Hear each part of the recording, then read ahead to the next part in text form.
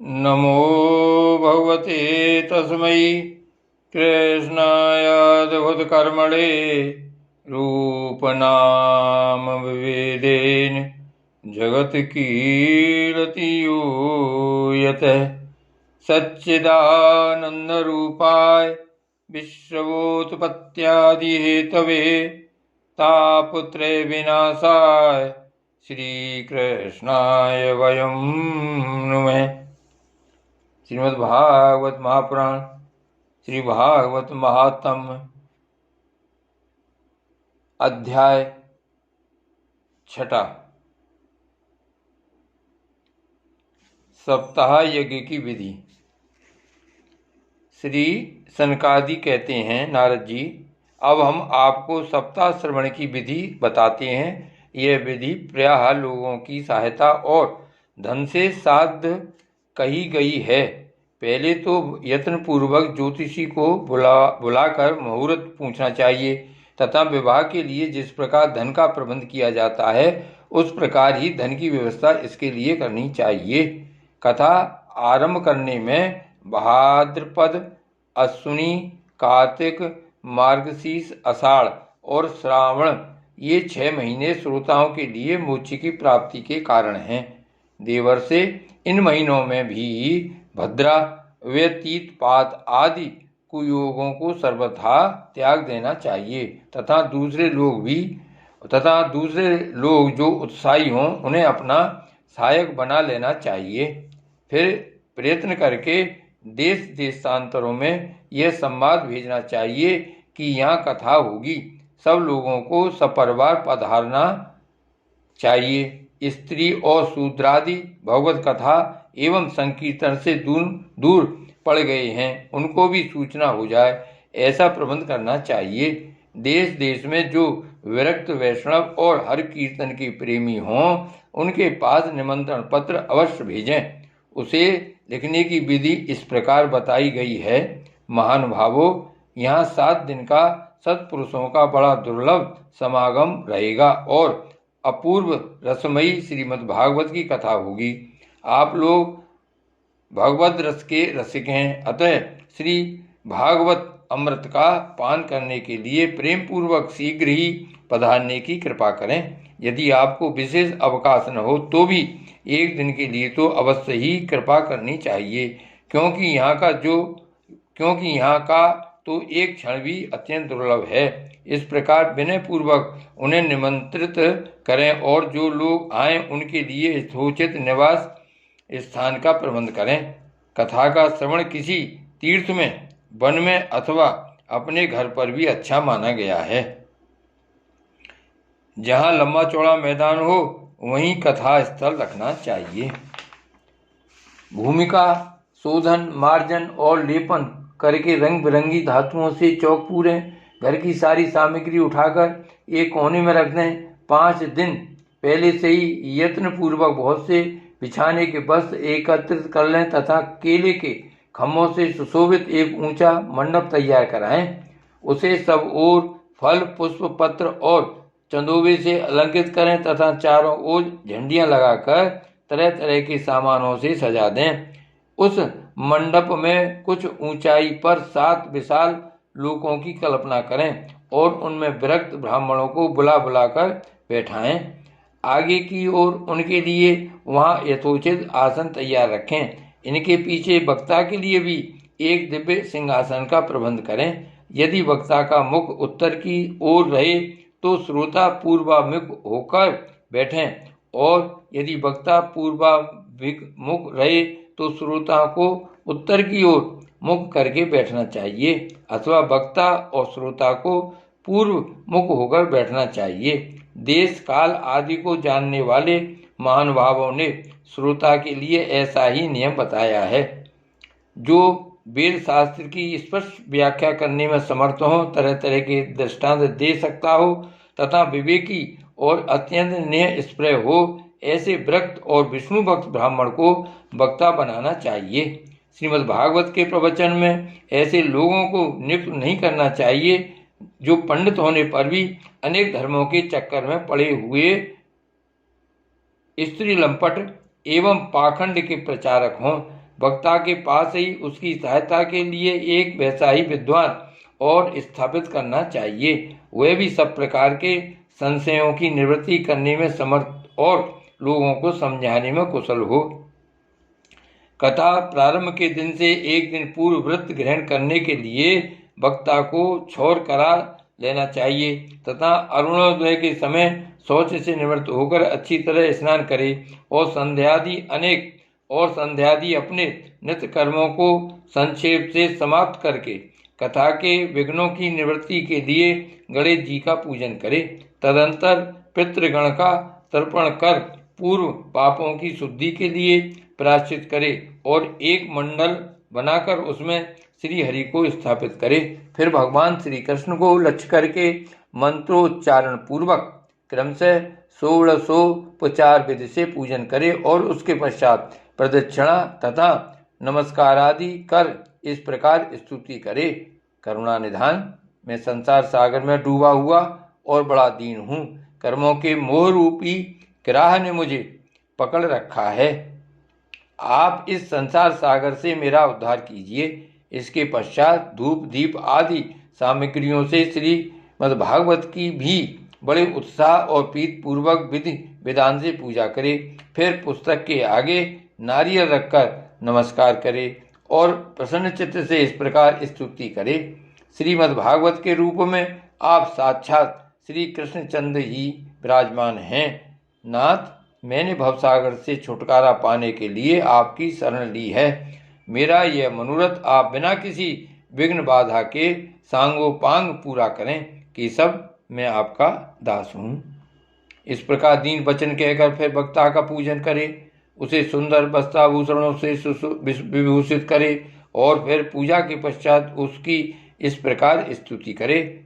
सुख स्वरूप भगवान, आप समझाने की कला में कुशल और सब शास्त्रों में पारंगत हैं।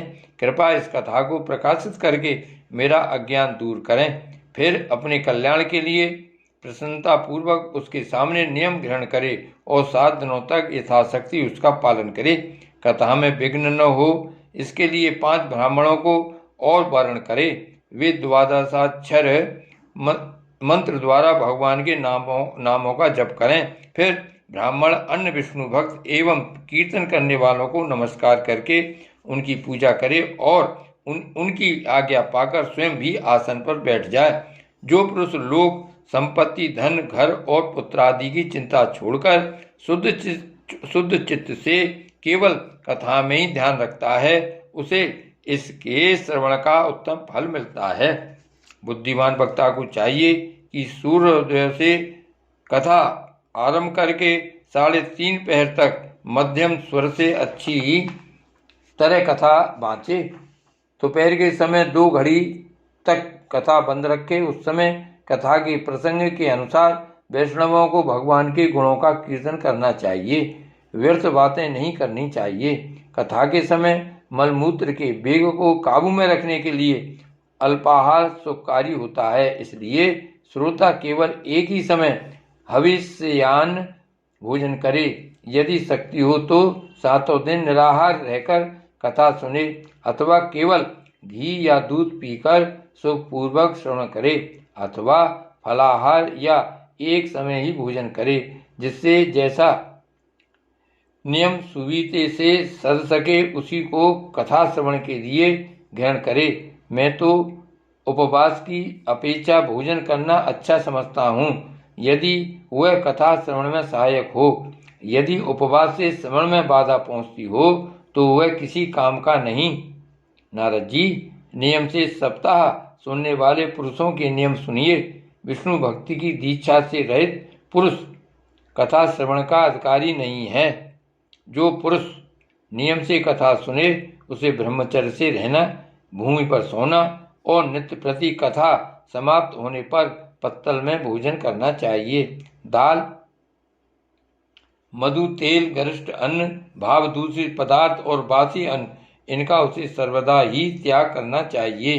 काम, क्रोध, मद, मान, मत्सर, लोभ, दम्भ, मोह और द्वेष को तो अपने पास भी नहीं फटकने देना चाहिए। वह वेद, वैष्णव, ब्राह्मण, गुरु, गौसेवक तथा स्त्री, राजा और महापुरुषों की निंदा से भी बचे। नियम से कथा सुनने वाले पुरुष को रजस्वला स्त्री, अंत्यज मलेच्छ, पतित, गायत्रीहीन द्विज, ब्राह्मणों से द्वेष करने वाले तथा वेद को न मानने वाले पुरुषों से बात नहीं करनी चाहिए। सर्वदा सत्य, शौच, दया, मौन, सरलता, विनय और उदारता का बर्ताव करना चाहिए। धनहीन, क्षय रोगी, किसी अन्य रोग से पीड़ित, भाग्यहीन, पापी, पुत्रहीन और मुमुक्षु भी यह कथा श्रवण करे। जिस स्त्री का रजो दर्शन रुक गया हो, जिसके एक ही संतान होकर रह गई हो, जो बांझ हो, जिसकी संतान होकर मर जाती हो अथवा जिसका गर्भ गिर जाता हो, वह यत्न पूर्वक इस कथा को सुने। ये सब यदि विधिवत कथा सुने तो इन्हें अच्छे फल की प्राप्ति हो सकती है। यह अत्युत्तम दिव्य कथा करोड़ों यज्ञों का फल देने वाली है। इस प्रकार इस व्रत की विधियों का पालन करके फिर उद्यापन करे। जिन्हें इसके विशेष फल की इच्छा हो वे जन्माष्टमी व्रत के समान ही इस कथा व्रत का उद्यापन करें, किंतु जो भगवान के अकिंचन भक्त हैं उनके लिए उद्यापन का कोई आग्रह नहीं है। वे श्रवण से ही पवित्र हैं, क्योंकि वे तो निष्काम भगवत भक्त हैं। इस प्रकार जब सप्ताह यज्ञ समाप्त हो जाए तब श्रोताओं को अत्यंत भक्तिपूर्वक पुस्तक और वक्ता की पूजा करनी चाहिए। फिर वक्ता श्रोताओं को प्रसाद, तुलसी और प्रसादी मालाएं दे तथा सब लोग मृदंग और झांझ की मनोहर ध्वनि से सुंदर कीर्तन करें। जय जयकार, नमस्कार और संघ ध्वनि का घोष कराएं तथा ब्राह्मण और याचकों को धन और अन्न दें। श्रोता विरक्त हों तो कर्म की शांति के लिए दूसरे दिन गीता पाठ करें। गृहस्थ हो तो हवन करे। उस हवन में दसम स्कंद का एक एक श्लोक पढ़कर विधिपूर्वक खीर, मधु, घृत, तिल और अनादि सामग्रियों से आहुति दे अथवा एकाग्र चित्त से गायत्री मंत्र द्वारा हवन करे, क्योंकि तत्वतः यह महापुराण गायत्री स्वरूप ही है। होम करने की शक्ति न हो तो उसका फल प्राप्त करने के लिए ब्राह्मणों को हवन सामग्री दान करे तथा नाना प्रकार की त्रुटियों को दूर करने के लिए और विधि में फिर जो न्यूनाधिकता रह गई हो उसके दोषों की शांति के लिए विष्णु सहस्त्र नाम का पाठ करे। उससे सभी कर्म सफल हो जाते हैं, क्योंकि कोई भी कर्म इससे बढ़कर नहीं है। फिर 12 ब्राह्मणों को खीर और मधु आदि उत्तम उत्तम पदार्थ खिलाए तथा व्रत की पूर्ति के लिए गौ और स्वर्ण का दान करे। सामर्थ्य हो तो 3 तोले सोने का एक सिंहासन बनवाए, उस पर सुंदर अक्षरों में लिखी हुई श्रीमद् भागवत की पोथी रखकर उसकी आवाहन आदि विविध उपचारों से पूजा करे और फिर जितेंद्रिय आचार्य को उसका वस्त्र, आभूषण एवं गंधादि से पूजन कर दक्षिणा के सहित समर्पण कर दे। यूँ करने से वह बुद्धिमान दाता जन्म मरण के बंधनों से मुक्त हो जाता है। यह सप्ताह पारायण की विधि सब पापों की निवृत्ति करने वाली है। इसका इस प्रकार ठीक ठीक पालन करने से यह मंगलमय भागवत पुराण अभीष्ट फल प्रदान करता है तथा अर्थ, धर्म, काम और मोक्ष चारों की प्राप्ति का साधन हो जाता है। इसमें संदेह नहीं है। सनकादि कहते हैं, नारद जी, इस प्रकार तुम्हें यह सप्ताह श्रवण की विधि हमने पूरी सुना दी। अब और क्या सुनना चाहते हो? इस श्रीमद् भागवत से भोग और मोक्ष दोनों ही हाथ लग जाते हैं। सूति जी कहती हैं, सौनक जी, यूं कहकर महामुनि सनकादि ने 1 सप्ताह तक विधि पूर्वक इस सर्व पाप नाशनी, परम पवित्र तथा भोग और मोक्ष प्रदान करने वाली भागवत कथा का प्रवचन किया। सब प्राणियों ने नियम पूर्वक इसे श्रवण किया। इसके पश्चात उन्होंने विधि पूर्वक भगवान पुरुषोत्तम की स्तुति की।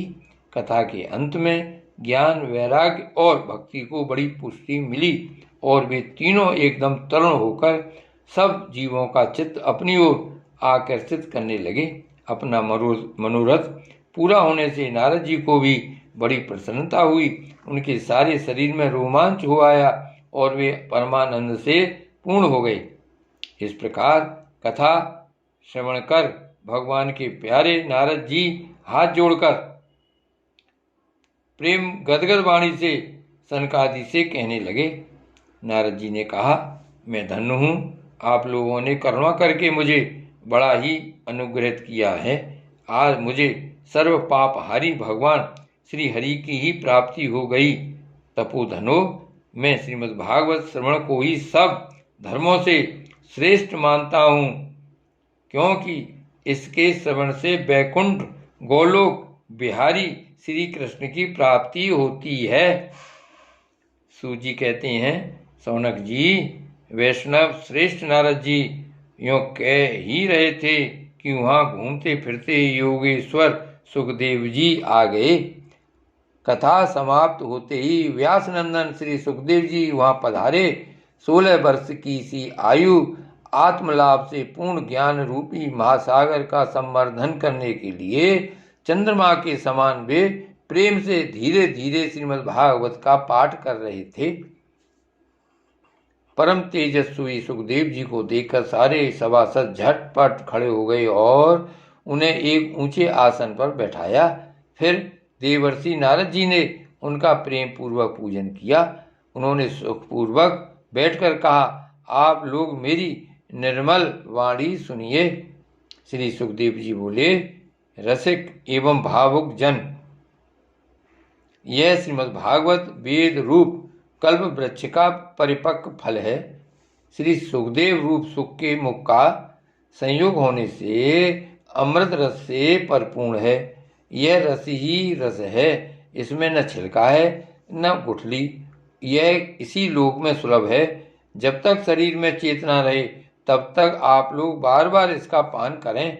महामुनि व्यासदेव ने श्रीमद् भागवत महापुराण की रचना की है। इसमें निष्कपट निष्काम परम धर्म का निरूपण है। इसमें शुद्धांतःकरण सत्पुरुषों के जानने योग कल्याणकारी वास्तविक वस्तु का वर्णन है, जिससे तीनों तापों की शांति होती है। इसका आश्रय लेने पर दूसरे शास्त्र अथवा साधन की आवश्यकता नहीं रहती। जब कभी पुण्यात्मा पुरुष इसके श्रवण की इच्छा करते हैं तभी ईश्वर अविलंब उनके हृदय में अवरुद्ध हो जाता है। यह भागवत पुराणों का तिलक और वैष्णवों का धन है। इसमें परमहंसों के प्राप्य विशुद्ध ज्ञान का ही वर्णन किया गया है तथा ज्ञान, वैराग्य और भक्ति के सहित निवृत्ति मार्ग को प्रकाशित किया गया है। जो पुरुष भक्ति पूर्वक इसके श्रवण, पठन और मनन में तत्पर रहता है वह मुक्त हो जाता है। यह रस स्वर्गलोक, सत्यलोक, कैलाश और वैकुंठ में भी नहीं है। इसलिए भाग्यवान श्रोताओं, तुम इसका खूब पान करो, इसे कभी मत छोड़ो, मत छोड़ो। सूत जी कहते हैं, श्री सुखदेव जी इस प्रकार कह ही रहे थे कि उस समय सभा के बीचों बीच प्रहलाद, बलि, उद्धव और अर्जुन आदि पार्षदों के सहित साक्षात श्री हरि प्रकट हो गए। तब देवर्षि नारद ने भगवान और उनके भक्तों की यथोचित पूजा की। भगवान को प्रसन्न देखकर देवर्षि ने उन्हें एक विशाल सिंहासन में बैठा दिया और सब लोग उनके सामने संकीर्तन करने लगे। उस कीर्तन को देखने के लिए श्री पार्वती जी के सहित महादेव जी और ब्रह्मा जी भी आए। कीर्तन आरंभ हुआ। प्रहलाद जी तो चंचल गति फुर्तीले होने के कारण करताल बजाने लगे। उद्धव जी ने झाने उठा ली। देवर्षि नारद वीणा की ध्वनि करने लगे। स्वर विज्ञान गान विद्या में कुशल होने के कारण अर्जुन राग अलापने लगे। इंद्र ने मृदंग बजाना आरंभ किया। सनकादि बीच बीच में जय हो जय घोष करने लगे और इन सब के आगे सुखदेव जी तरह तरह की सरस अंग भंगी करके भाव बताने लगे। इन सबके बीच में परम तेजस्वी भक्ति, ज्ञान और वैराग नटों के समान नाचने लगे। ऐसा अलौकिक कीर्तन देखकर भगवान प्रसन्न हो गए और इस प्रकार कहने लगे, मैं तुम्हारी इस कथा और कीर्तन से बहुत प्रसन्न हूँ। तुम्हारे भक्ति भाव ने इस समय मुझे अपने बस में कर लिया है, अतः तुम लोग मुझसे वर मांगो। भगवान के ये वचन सुनकर सब लोग बड़े प्रसन्न हुए और प्रेमाद्र चित्त से भगवान से कहने लगे, भगवान, हमारी यह अभिलाषा है कि भविष्य में भी जहाँ कहीं सप्ताह कथा हो वहाँ आप इन पार्षदों के सहित अवश्य पधारें, हमारा यह मनोरथ पूर्ण कर दीजिए। भगवान तथास्तु कहकर अंतर्ध्यान हो गए। इसके पश्चात नारद जी ने भगवान तथा उनके पार्षदों के चरणों को लक्ष्य करके प्रणाम किया और फिर सुखदेव जी आदि तपस्वियों को भी नमस्कार किया। कथामृत का पान करने से सब लोगों को बड़ा ही आनंद हुआ, उनका सारा मोह नष्ट हो गया। फिर वे सब लोग अपने अपने स्थानों को चले गए। उस समय सुखदेव जी ने भक्ति को उसके पुत्रों सहित अपने शास्त्र में स्थापित कर दिया। इसी से भागवत का सेवन करने से श्री हरि वैष्णव के हृदय में आप विराजते हैं। जो लोग दरिद्रता के दुख ज्वर की ज्वाला से दग्ध हो रहे हैं, जिन्हें माया पिशाचिनी ने रौंद डाला है तथा जो संसार समुद्र में डूब रहे हैं, उनका कल्याण करने के लिए श्रीमद् भागवत सिंहनाद कर रहा है। सौनक जी ने पूछा, सूत जी, सुखदेव जी ने राजा परीक्षित को, गोकर्ण ने धुंधकारी को और सनकादि ने नारद जी को किस किस समय यह ग्रंथ सुनाया था, मेरा यह संशय दूर कीजिए। सूत जी ने कहा, भगवान श्री कृष्ण के स्वधाम गमन के बाद कलयुग के 30 वर्ष से कुछ अधिक बीत जाने पर भाद्रपद मास की शुक्ला नमी को सुखदेव जी ने कथा आरंभ की थी। राजा परीक्षित की कथा सुनने के बाद कलयुग के 200 वर्ष बीत जाने पर आषाढ़ मास की शुक्ला नमी को गोकर्ण जी ने यह कथा सुनाई थी। इसके पीछे कलयुग के 30 वर्ष और निकल जाने पर कार्तिक शुक्ला नमी से सनकादि ने कथा आरंभ की थी। निष्पाप सौनक जी, आपने जो कुछ पूछा था उसका उत्तर मैंने आपको दे दिया। इस कलयुग में भागवती कथा भवरोग की रामबाण औषध है। संत जन, आप लोग आदर पूर्वक इस कथामृत का पान कीजिए। यह श्री कृष्ण को अत्यंत प्रिय, संपूर्ण पापों का नाश करने वाला, मुक्ति का एकमात्र कारण और भक्ति को बढ़ाने वाला है। लोक में अन्य कल्याणकारी साधनों का विचार करने और तीर्थों का सेवन करने से क्या होगा। अपने दूध को हाथ में 5 लिए देकर यमराज उसके कानों में कहते हैं, देखो, जो भगवान की कथा वार्ता में मत्त हो रहे हों उनसे दूर रहना। मैं औरों को ही दंड देने की शक्ति रखता हूँ, वैष्णवों को नहीं। इस असार संसार में विषय रूप विष की आसक्ति के कारण व्याकुल बुद्धि वाले पुरुषों, अपने कल्याण के उद्देश्य से आधे क्षण के लिए भी इस सुख कथा रूप अनुपम सुधा का पान करो। प्यारे भाइयों, निंदित कथाओं से युक्त कुपथ पर व्यर्थ ही क्यों भटक रहे हो। इस कथा के कान में प्रवेश करते ही मुक्ति हो जाती है। इस बात के साक्षी राजा परीक्षित हैं। श्री सुखदेव जी ने प्रेम रस के प्रभाव में स्थित होकर इस कथा को कहा था। इसका जिसके कंठ से संबंध हो जाता है वह वैकुंठ का स्वामी बन जाता है। सौनक जी, मैंने अनेक शास्त्रों को देखकर आपको यह परम गोप्य रहस्य अभी अभी सुनाया है। सब शास्त्रों के सिद्धांतों का यही निचोड़ है। संसार में इस सुख शास्त्र से अधिक पवित्र और कोई वस्तु नहीं है। अतः आप लोग परमानंद की प्राप्ति के लिए इस 12 स्कंद रूप रस का पान करें। जो पुरुष नियम पूर्वक इस कथा का भक्ति भाव से श्रवण करता है और जो शुद्धांत कर्ण भगवत भक्तों के सामने इसे सुनाता है, वे दोनों ही विधि का पूरा पालन करने के कारण इसका यथार्थ फल पाते हैं। उनके लिए त्रिलोकी में कुछ भी असाध्य नहीं रह जाता। श्री भागवत भगवान की जय। श्री गोवर्धन नाथ की जय। श्री वल्लभाधीश की जय। श्री गोकुलनाथ की जय। जय जय श्री गोकुलेश, जय जय श्री गोकुलेश।